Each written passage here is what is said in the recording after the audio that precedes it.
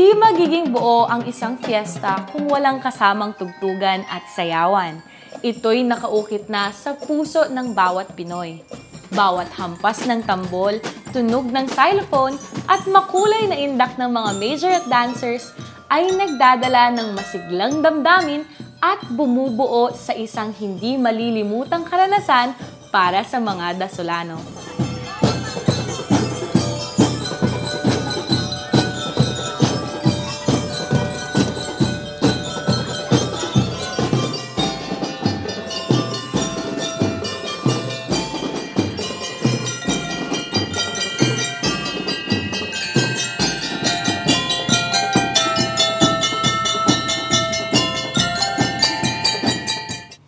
Kalahok sa Drum and Lyre Exhibition ay mula sa 5 mga paaralan sa bayan.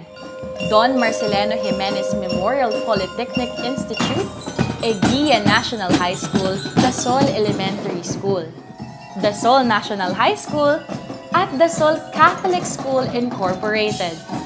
Humigit kumulang 100 ang miyembro ng bawat grupo na naglalayong magpaindak sa lahat ng manonood sa pamamagitan ng kanilang pagtugtog at pagsayaw sa loob ng higit 15 minuto.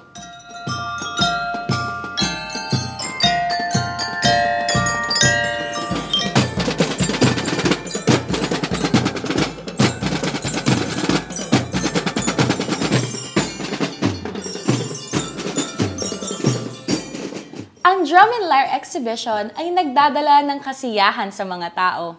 Ito ay nagsisilbing atraksyon ng fiesta at nagbibigay ng masayang karanasan sa lahat.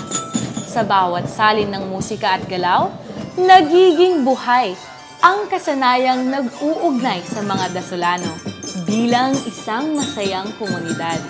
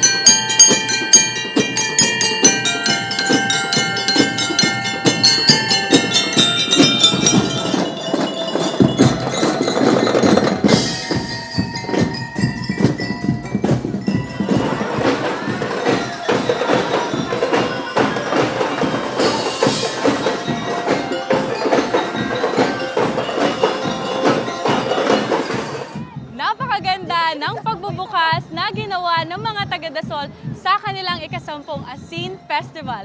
At talagang mas pinaganda ito ng mga naggagandahang performers sa kanilang Drum and Lyre Exhibition.